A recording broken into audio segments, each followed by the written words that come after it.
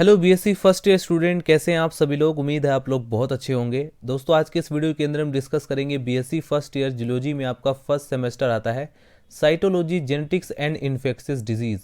दोस्तों इस सेमेस्टर के अंदर हमने स्टार्ट किया था एक most important topic plasma membrane, जिसके 3 पार्ट्स मैं ऑलरेडी अपलोड कर चुका हूं। अगर आप उन वीडियोस को देखना चाहते हैं तो डिस्क्रिप्शन बॉक्स में आपको लिंक मिल जाएगा, या फिर आप चैनल के अंदर जाएंगे आपको एक अलग से प्लेलिस्ट मिल जाएगा। आज की इस वीडियो के अंदर हम कवर करेंगे प्लाज्मा मेम्ब्रेन का 4th पार्ट, जिसमें हम कवर करेंगे इसकी फ्लूइडिटी के बारे में। ये एक मोस्ट इंपॉर्टेंट टॉपिक इसलिए है क्योंकि कॉम्पिटेटिव एग्जाम पेपर में भी इससे रिलेटेड क्वेश्चंस पुट आउट किए जाते हैं। तो आज की इस वीडियो के अंदर हम प्लाज्मा मेम्ब्रेन की फ्लूइडिटी को काफ़ी डिटेल में और अच्छे से डिस्कस करेंगे, अच्छे से इसको समझेंगे कि प्लाज्मा मेम्ब्रेन की फ्लूइडिटी क्या होती है। दोस्तों सबसे पहले मैं आपको ये बता दूं, अगर ये आप टॉपिक डायरेक्ट देख रहे हैं बिना प्लाज्मा मेम्ब्रेन की स्ट्रक्चर के बारे में जाने, तो आपको ये टॉपिक अच्छे से समझ में नहीं आएगा। तो मैं आपसे रिक्वेस्ट करता हूँ सबसे पहले आप लोग फर्स्ट पार्ट, सेकंड पार्ट और थर्ड पार्ट कवर कर लीजिए। उसके बाद आपको ये 4th टॉपिक भी बहुत आसानी से समझ में आ जाएगा। यदि आप बीएससी के कॉन्सेप्ट को हिंदी में समझना चाहते हैं तो आप इस चैनल से जुड़ सकते हैं। यदि आप न्यू एजुकेशन पॉलिसी के अकॉर्डिंग जो नया सिलेबस लॉन्च हुआ है बीएससी का, अगर आप उसके अकॉर्डिंग पढ़ना चाहते हैं तो भी आप इस चैनल से जुड़ सकते हैं। चलिए स्टार्ट करते हैं। हेडिंग डाल लीजिए fluidity of plasma membrane. Plasma membrane में फैट और प्रोटीन दोनों ही गति कर सकते हैं। हमने देखा इनकी कंपोजिशन में प्रोटीन भी पाया जाता है, फैट भी पाया जाता है, कार्बोहाइड्रेट भी होता है। तो इसके मैक्सिमम जो अगर आप कंपोजिशन देखें तो उसमें फैट और प्रोटीन होते हैं और ये दोनों ही गति करते हैं। इस गुण को, इस प्रॉपर्टी को कहा जाता है फ्लूइडिटी या तरलता। सबसे पहले हम लोग देखेंगे वसा गतिशीलता, यानी फैट के जो मॉलिक्यूल्स होते हैं वो प्लाज्मा मेम्ब्रेन के अंदर कैसे मूवमेंट करते हैं। प्लाज्मा मेम्ब्रेन में फैट के मॉलिक्यूल निम्न प्रकार की गति दिखाते हैं। Number first flexion, number second rotation, number third lateral diffusion, number 4 flip flop movement. ये चारों मूवमेंट्स मैं आपको बहुत अच्छे से डायग्राम की मदद से समझाऊंगा इस वीडियो के अंदर। सबसे पहले आप लोग थ्योरी भी नोट डाउन कर सकते हैं क्योंकि थ्योरी भी इसकी मोस्ट इंपॉर्टेंट है याद रखने के लिए। फ्लेक्शन में बेसिकली होता क्या है, फैट मॉलिक्यूल की जो हाइड्रोकार्बन से बनी टेल होती है, जो पूंछ होती है, वो लेटरल स्विंगिंग दर्शाती है। नंबर सेकंड पर जो रोटेशन होता है, फैट के मॉलिक्यूल्स अपने एक्सिस के अराउंड घूमते हैं, अपने अक्ष के चारों ओर घूमते हैं, इसे कहा जाता है रोटेशन। नंबर थर्ड पर आता है लेटरल डिफ्यूजन। ये एक मोस्ट इंपॉर्टेंट है। मेम्ब्रेन में फैट के मॉलिक्यूल तेजी से लेटरल डिफ्यूजन करते हैं। वे नेबर फैट मॉलिक्यूल के साथ 1 सेकंड में 10⁷ बार तक स्थिति बदल सकते हैं। नंबर 4 पर आता है flip flop movement. Flip flop movement जो होता है वो फैट मॉलिक्यूल के एक मोनोलेयर या लिफलेट से दूसरे में ट्रांसवर्स मूवमेंट यानी उलट पलट को संदर्भित करता है। फ्लिप फ्लॉप एक दुर्बल और धीमी प्रक्रिया है। ऐसा इसलिए है क्योंकि ध्रुवीय शीर्ष समूह यानी कि पोलर हेड ग्रुप को फैट के बाई लेयर के माध्यम से स्थानांतरित करने के लिए बहुत अधिक ऊर्जा की आवश्यकता होती है, यानी इसमें हमें ज़्यादा एनर्जी की रिक्वायरमेंट होती है, इसलिए बहुत रेयरली होता है फ्लिप फ्लॉप मूवमेंट। अब मैं आपको डायग्राम की मदद से डायरेक्टली समझा देता हूँ ताकि आपको ये बात अच्छी तरह से समझ में आ जाए कि इसमें कैसे मूवमेंट होता है, राइट। तो ये है वो डायग्राम जिसकी मदद से हम लोग समझने वाले हैं। इस डायग्राम को आप लोग देख सकते हैं, इसे नोट डाउन भी कर सकते हैं। देखिए स्टूडेंट, सबसे पहले हम देखते हैं फ्लेक्शन मूवमेंट कैसे होता है। तो फ्लेक्शन मूवमेंट में जैसा कि आप जो टेल देख रहे हैं वो लेटरल इस तरह से, ये जो टेल है वो इधर इधर इधर इधर इस तरह से मूवमेंट करती है, इसको कहा जाता है फ्लेक्शन मूवमेंट। रोटेशन में बेसिकली क्या होता है, रोटेशन में ये रोटेट हो जाता है, इस तरह से अपने एक्सिस के अराउंड ही घूम जाता है, इसे कहा जाता है रोटेशन। इसके बाद जो लिपिड्स के जो मॉलिक्यूल्स होते हैं वो लेटरल डिफ्यूजन भी दिखाते हैं। जैसे फॉर एग्जांपल ये हमारे पास फॉस्फोलिपिड है, राइट। ये फॉस्फोलिपिड यहाँ जा सकता है इस जगह पर और ये यहाँ पर जा सकता है। ये फॉस्फोलिपिड यहाँ आ सकता है, ये यहाँ पर जा सकता है, ये यहाँ पर भी जा सकता है, ये यहाँ पर भी जा सकता है। इस तरह के जो मूवमेंट होते हैं, इस तरह का जो डिफ्यूजन है उसे कहा जाता है लेटरल डिफ्यूजन। तो फैट के जो मॉलिक्यूल्स होते हैं प्लाज्मा मेम्ब्रेन के अंदर वो इस तरह से भी यहाँ पर मूवमेंट दर्शाते हैं। जैसे ये मॉलिक्यूल है, ये यहाँ पर जा सकता है, ये मॉलिक्यूल यहाँ पर जा सकता है, यानी कोई भी अपने कहीं पर भी जा सकता है यहाँ। लेकिन यहाँ पर जो डिफ्यूज़न होगा वो यहाँ से यहाँ नहीं होगा, सिर्फ अपने बराबर की। जैसे ये जो नेबर्स होते हैं, जैसे यहाँ से यहाँ, यहाँ से यहाँ, या फिर यहाँ से यहाँ, लेटरल डिफ्यूज़न ही होगा। अब हम बात करते हैं यहाँ पर फ्लिप फ्लॉप मूवमेंट, जो कि बहुत रेयरली होता है क्योंकि इसे होने के लिए बहुत ज़्यादा एनर्जी की रिक्वायरमेंट होती है।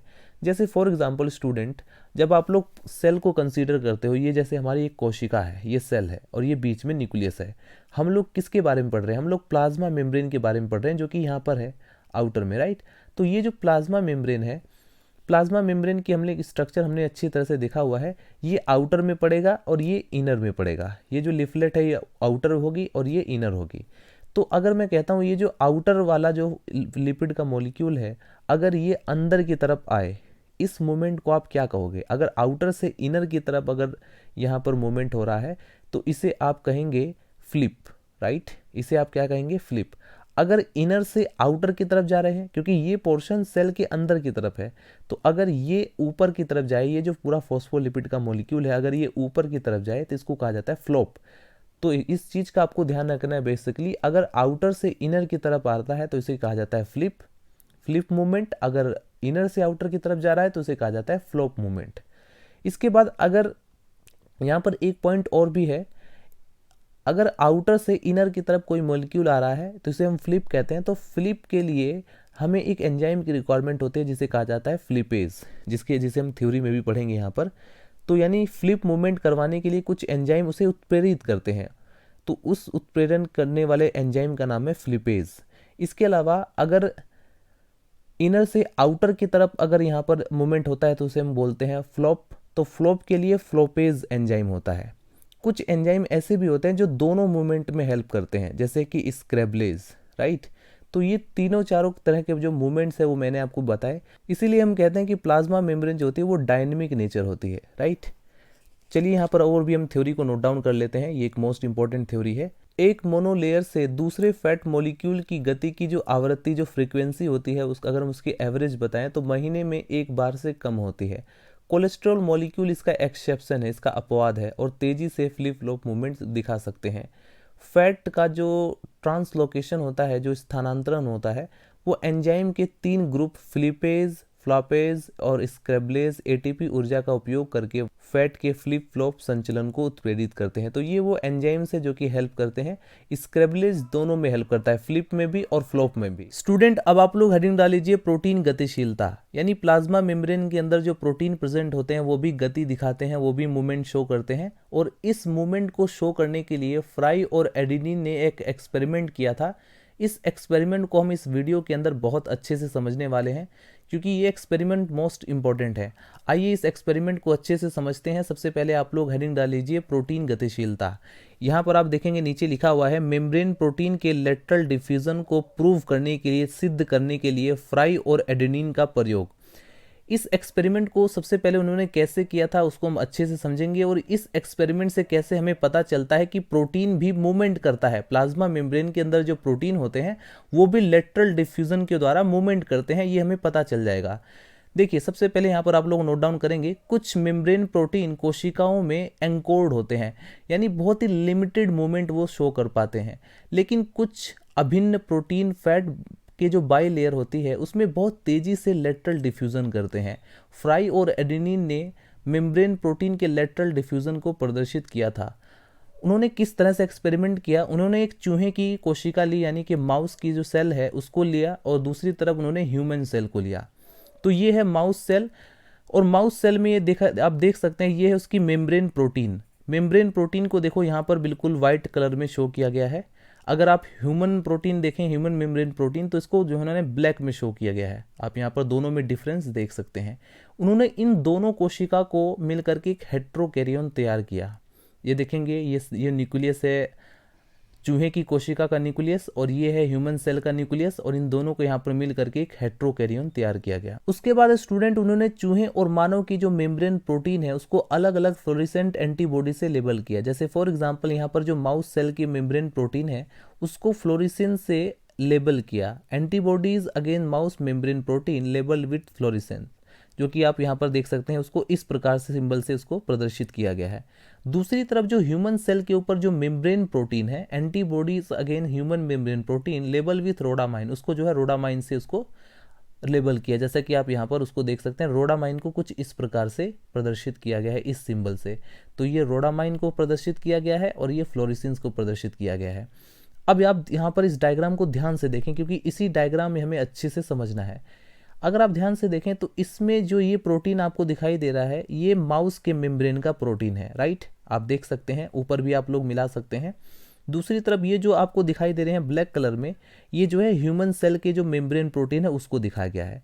अगर आप ध्यान से देखें तो माउस सेल के ऊपर जो यहाँ पर फ्लोरेसेंस एंटीबॉडी से इसको लेबल किया गया है, दूसरी तरफ अगर आप यहाँ से ध्यान से देखें तो इसमें जो है रोडामाइन से इसको लेबल किया गया है। तो ये यहाँ पर इसी से हमें पहचान हो जाती है। ये चीज़ क्या करती है, ये चमकती है, जिसकी मदद से हम आसानी से पहचान सकते हैं। ये अलग अलग तरीके से चमकती है जिससे कि हम आसानी से पहचान सकते हैं। अब देखिए इसमें पहचानने का कारण क्या है। देखिए जैसे फॉर एग्जांपल ये जो प्रोटीन है अगर ये यहाँ पर चले जाएगा या फिर ये जो प्रोटीन है अगर यहाँ पर चला जाएगा तो इनके जो एंटीबॉडी होंगे वो भी साथ में जाएंगे, तो इससे हम आसानी से समझ जाएंगे।